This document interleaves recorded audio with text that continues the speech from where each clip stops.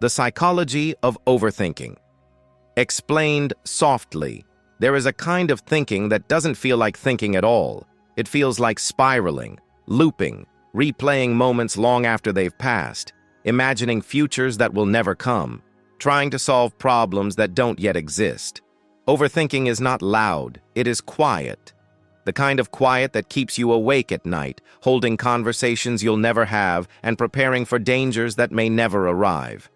It is the mind trying to protect you, even when the heart is tired. It is the nervous system searching for safety in a world that has felt unpredictable, unsteady, or just a little too sharp. This is the story of why your mind won't rest, and the softer truth underneath it. There is a moment, often late at night, often when everything outside is finally quiet, when the mind refuses to follow. The lights dim, the room settles, the world softens, but the thoughts do not. They gather like restless birds on a wire, flapping, shifting, rearranging themselves, never still for more than a breath. One thought becomes three become 10, and suddenly the entire inner world is awake while your body longs for rest. Overthinking does not shout. It whispers. Persistent looping whispers that replay conversations, analyze facial expressions, rewind memories, and fast-forward futures that haven't even taken shape. It is the quiet interrogation of your own existence. Did I say that wrong? Do they think differently of me now? What if something goes wrong tomorrow? What if I made a mistake I haven't discovered yet? The questions multiply, feeding off each other until the simplest thought becomes a labyrinth. Inside an overthinking mind, time behaves strangely. Minutes stretch, hours fold in on themselves. What happened years ago can suddenly feel seconds old, and what might happen tomorrow feels like a looming presence, as if it is breathing down your neck. There is a sense of searching, for certainty, for clarity, for the perfect answer that will finally allow the mind to exhale. But the answers never come. Not in the way the mind demands. Instead, each imagined solution opens the door to dozens of new possibilities, each one needing its own analysis, its own unspooling. The mind becomes a room full of open drawers. Nothing terrible is happening, nothing dramatic, nothing catastrophic, yet everything feels slightly out of place, slightly unfinished, slightly uncertain. Overthinking often masquerades as logic. It feels like preparation, like being responsible, like taking control. But beneath that surface, something quieter is happening. The mind is trying to protect you from the unknown. Overthinking is the nervous system's way of scanning for danger long after danger has passed. It is the remnants of past unpredictability, past hurt, past instability, echoing forward and asking, what if it happens again? What if you're not ready this time? And so the mind keeps spinning, as if the right combination of thoughts could finally make the world predictable. But predictability never comes. Instead, the mind becomes flooded with hypothetical futures, alternate realities, versions of events that may never unfold. It is like living in a hall of mirrors, each reflection slightly distorted, each possibility slightly exaggerated. Yet from the outside, no one sees this inner storm. You move through your day with practiced normalcy. You respond, you nod, you smile, you function. But inside, your thoughts are tangled. Branches that grow in every direction, seeking answers in a forest of uncertainty. Overthinking often feels like responsibility, like effort, like trying your best to avoid mistakes, missteps, conflict. But inside the mind, it feels different. Like holding your breath without realizing it, like tightening your shoulders even when you're sitting still, like running mental marathons in a body that hasn't moved. There is a loneliness in overthinking. Not because you are alone, but because your thoughts take you places no one else can follow, places filled with invisible fears, unspoken doubts, and questions too delicate to voice aloud. And while others see you as quiet, calm, collected, inside, The mind is loud with everything you don't say. This chapter is the recognition of that noise, the acknowledgement of the restless spinning, the looping dialogues, the mental rehearsals that keep you stuck between past and future. It is the emotional beginning, the moment where someone finally names the truth. Your mind is not overthinking because it is flawed. It is overthinking because it is tired, alert, searching, and trying desperately to keep you safe. Overthinking does not appear suddenly in adulthood. It begins quietly, often long before a person learns the language to describe it. It forms in the early patterns of a life, in the places where unpredictability was normal, where emotional cues were unclear, or where the child learned that paying attention meant staying safe. For many, the roots of overthinking begin in childhood homes where emotions were unstable or uncertain. Perhaps the environment shifted quickly. A calm moment turning sharp without warning, a parent who was warm one day and distant the next, or a household where tension lived under the surface, waiting for the smallest trigger. In such spaces, the child learns to scan, to predict, to monitor every tone, every sigh, every subtle change in expression. They become experts in anticipating what might happen next, because their safety depends on preparation. This hyper-attunement later becomes overthinking.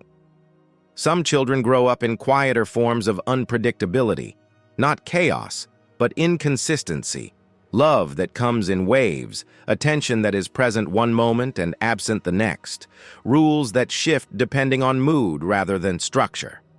In these homes, uncertainty isn't loud, it's subtle, and subtle uncertainty trains the mind to fill in the gaps with constant mental rehearsal. Others grow up in the shadow of emotional neglect. Not dramatic, not cruel, just a slow erosion of being seen.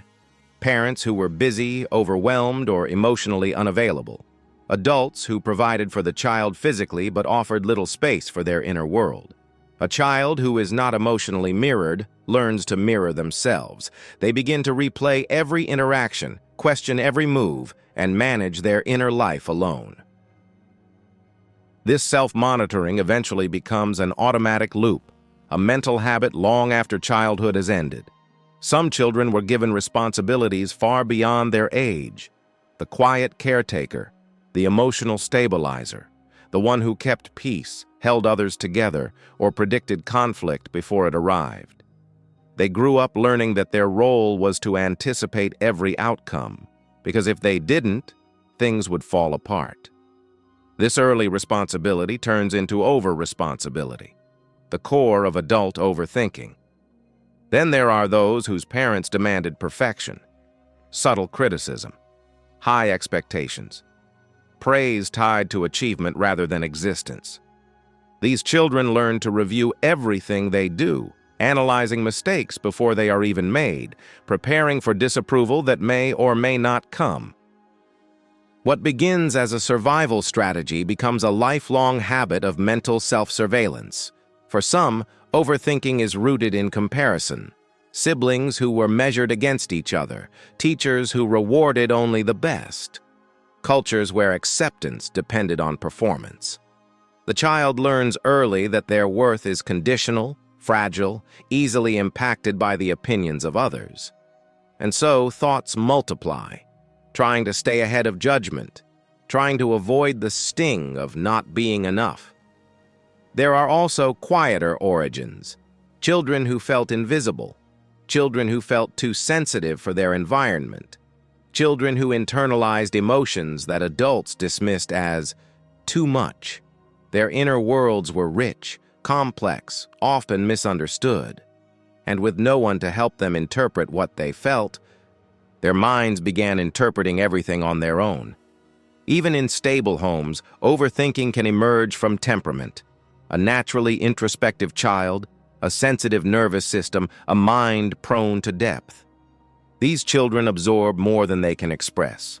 Their thoughts run deep because their inner lives run deep.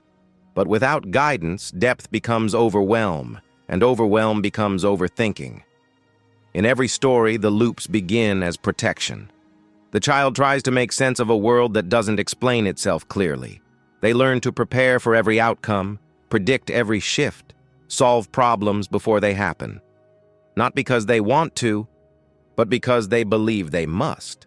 And so, years later, the adult finds themselves lying awake, analyzing things that are no longer happening, trying to control futures that no longer resemble the past. This chapter uncovers where overthinking begins, not to assign blame, but to illuminate the truth. Overthinking is not a flaw. It is a story, a history, a learned form of safety from the times when you had no other choice. Overthinking is more than a mental habit.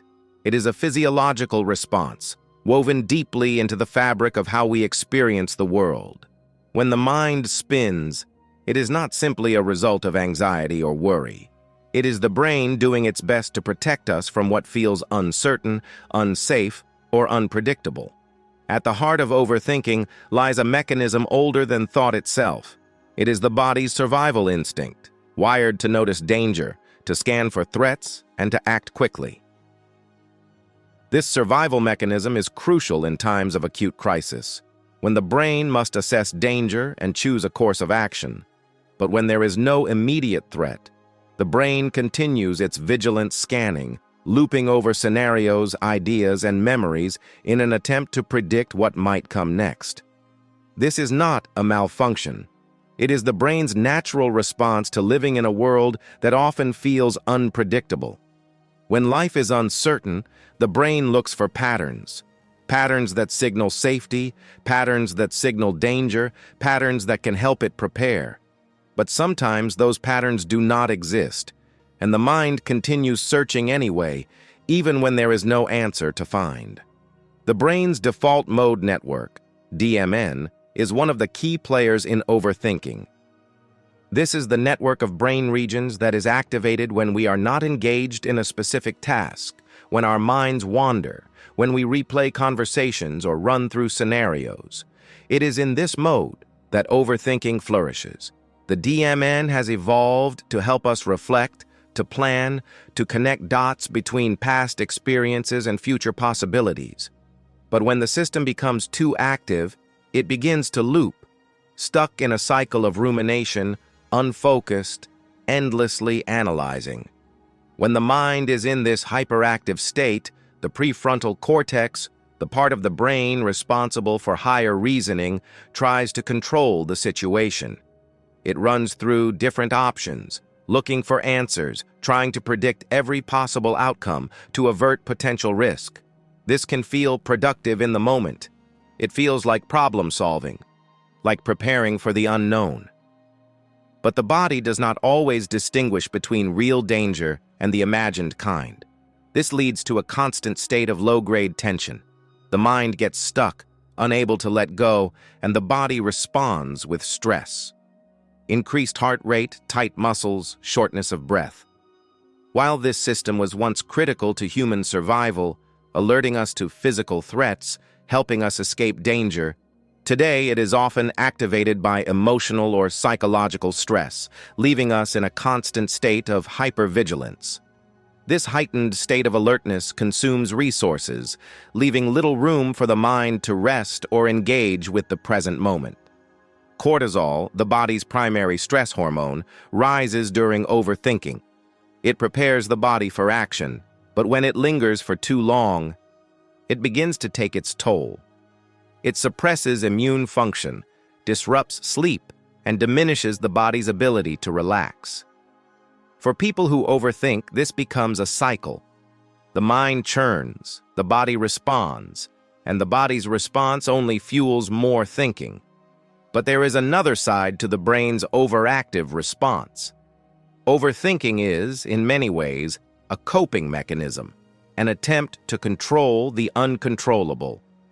When life feels too chaotic, too uncertain, the mind tries to wrestle it into order. It analyzes, recalculates, prepares for every outcome. But this overcompensation only deepens the cycle. Overthinking also connects to emotional regulation. People who struggle with emotional regulation often find themselves overthinking, because they are trying to prevent themselves from feeling the intensity of their emotions. By staying busy, by analyzing, the mind delays the emotional flood. But in doing so, it also denies the necessary emotional processing that helps people heal and move forward. There is a reason that overthinking feels exhausting. It is not just the mental strain. It is the physiological toll of maintaining a constant state of alertness, even when there is no real threat. It is the body trying to solve problems it was not meant to solve, trying to plan for futures that are still unknown, trying to anticipate what it can't control. This chapter provides the understanding that overthinking is not simply a bad habit, but a deeply ingrained response to the environment, to uncertainty, to a nervous system on high alert. It is a biological process that begins in the body, manifesting as endless loops of thought, until the body can find peace again. And like any survival mechanism, overthinking has a purpose. It tries to protect, it tries to prevent, it tries to control. But it is not always effective. Understanding this process and acknowledging the body's role in the overthinking cycle is the first step in breaking free from it. It is not about shutting off the mind. It is about giving the nervous system the space to relax, to trust that safety is no longer dependent on endless preparation. There is a quiet war that happens inside the overthinking mind. It is a war between what you know and what you feel, between the desire to control and the need to surrender. On one side stands logic, the need to plan, to organize, to anticipate every outcome. On the other stands emotion, a world that cannot be predicted, cannot be controlled, and refuses to stay within the boundaries of reason. This battle is often invisible, hidden behind a calm exterior, behind a face that nods and smiles, behind words that feel like they should carry certainty. But beneath it, the mind churns, swallowed by the weight of unspoken thoughts, questions that never find their answers. It begins in small moments. The subtle hesitation before speaking, the mental replay of a conversation, the endless recalculations of what might happen and what might have been. There is no peace, no moment to rest, no space for the mind to simply be still. And yet, there is a sense of control in overthinking. In the middle of all that confusion, there is the illusion that the mind is somehow solving something, that by running through every possible scenario, by exhausting every possible detail, you are preparing yourself for what's to come. But the truth is different. Overthinking does not create clarity. It distorts it. It creates a fog, a constant uncertainty that keeps you trapped in a cycle of what-ifs. The internal war is one of resistance. Resistance to feelings, resistance to uncertainty, resistance to the unknown.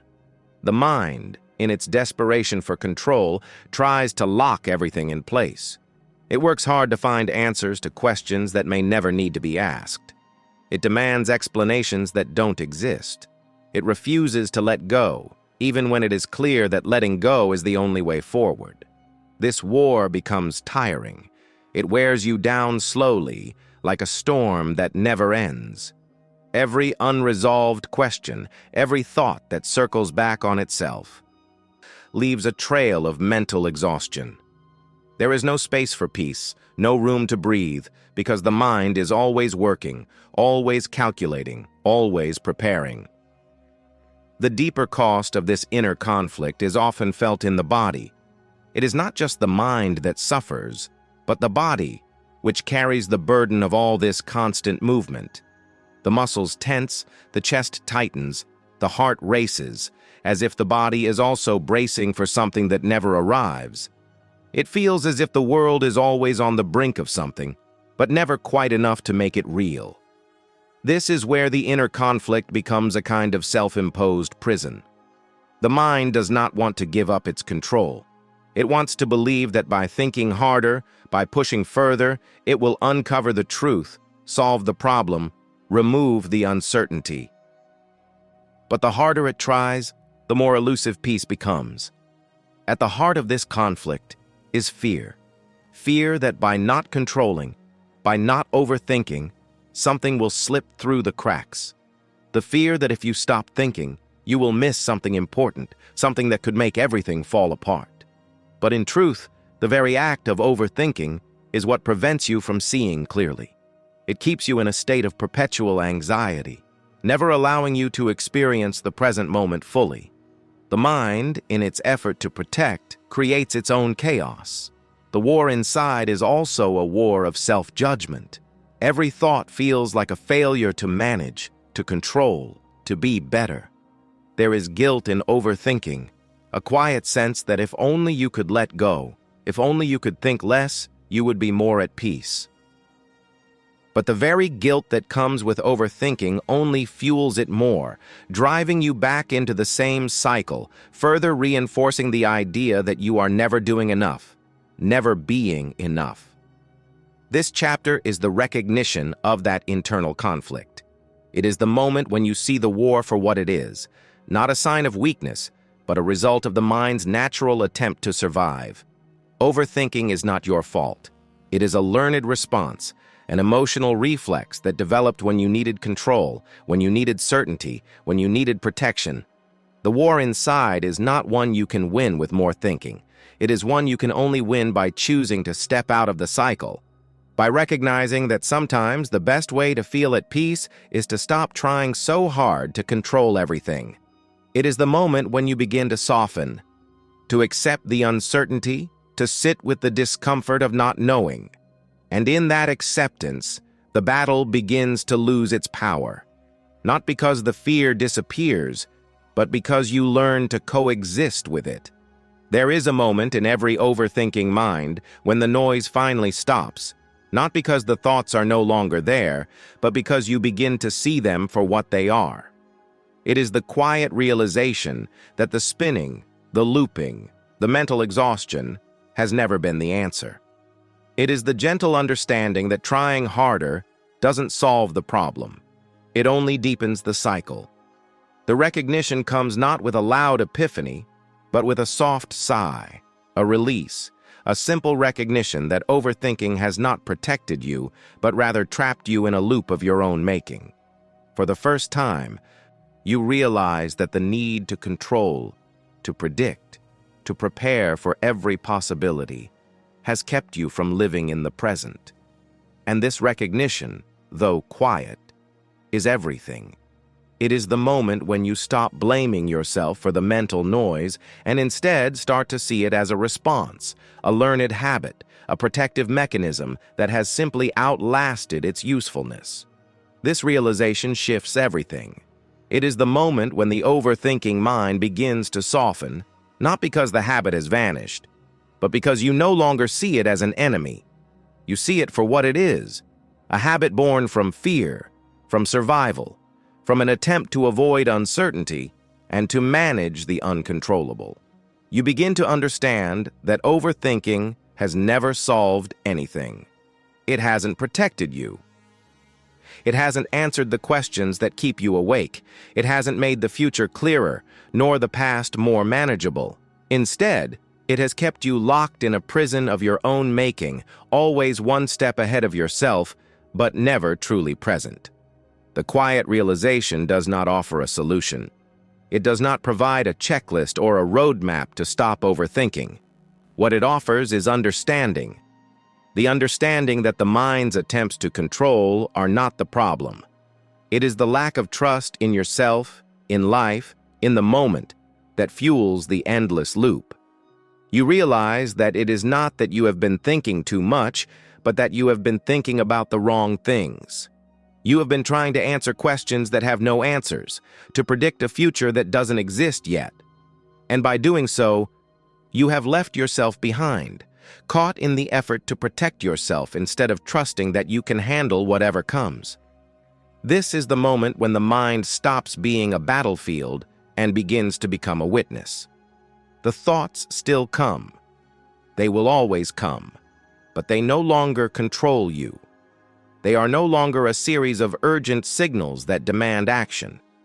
Instead, they are simply thoughts, and you are simply you. It is in this moment of recognition that the inner chaos begins to fade. It does not disappear completely, but it softens. It becomes quieter, less insistent. And in the quiet, you begin to find a new space. A space where you can breathe. A space where the present moment is enough. A space where it is okay to not have all the answers. This realization is the turning point. It is the moment when the overthinking mind is no longer something to fight, but something to accept. It is the understanding that you do not need to control every thought, every emotion, every possibility. What you need is to trust the process, to trust that the mind will find its own way, and to trust that you can live without having every detail planned out in advance. In that moment of quiet understanding, the mental noise becomes less of a threat and more of a passing current, something that moves through but does not stay. You realize that the path to peace is not through endless analysis, but through acceptance. Acceptance of uncertainty, acceptance of not knowing, acceptance of simply being.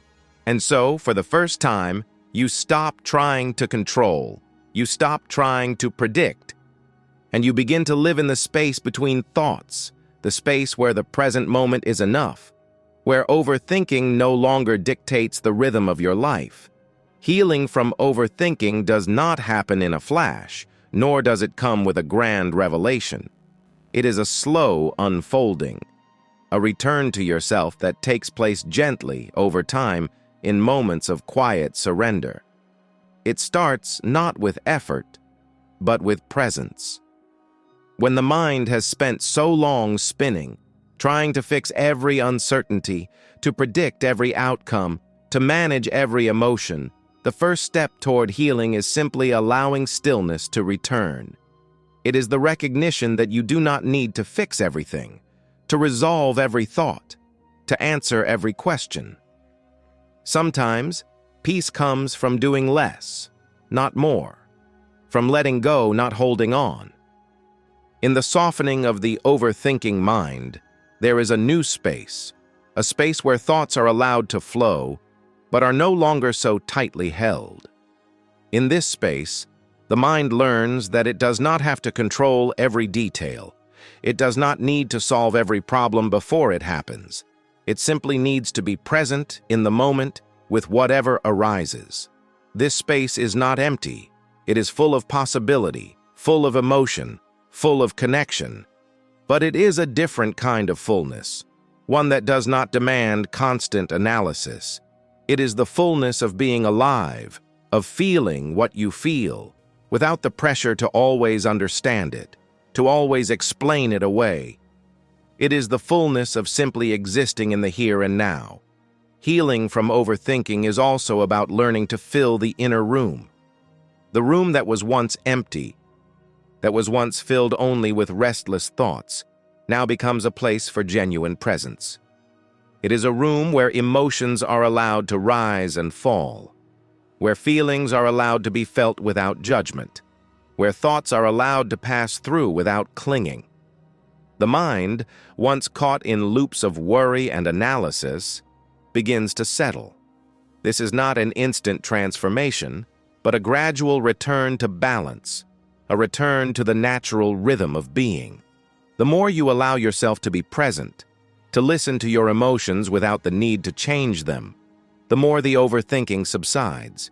It begins to lose its power, and in its place, there is a gentle stillness. This stillness is not the absence of thought.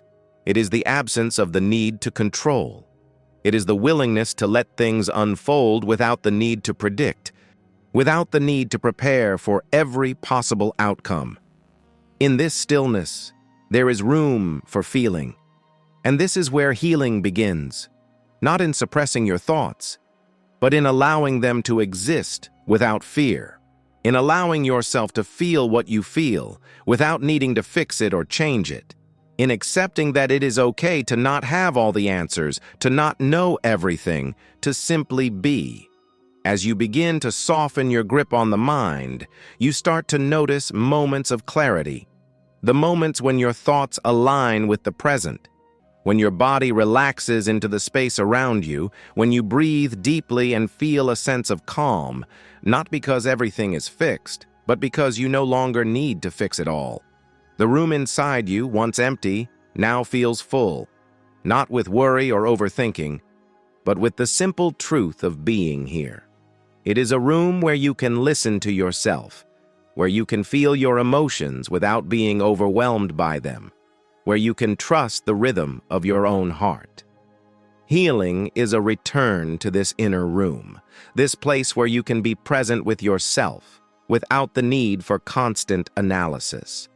It is a room where you can find peace, not by shutting out the thoughts, but by letting them come and go without clinging to them.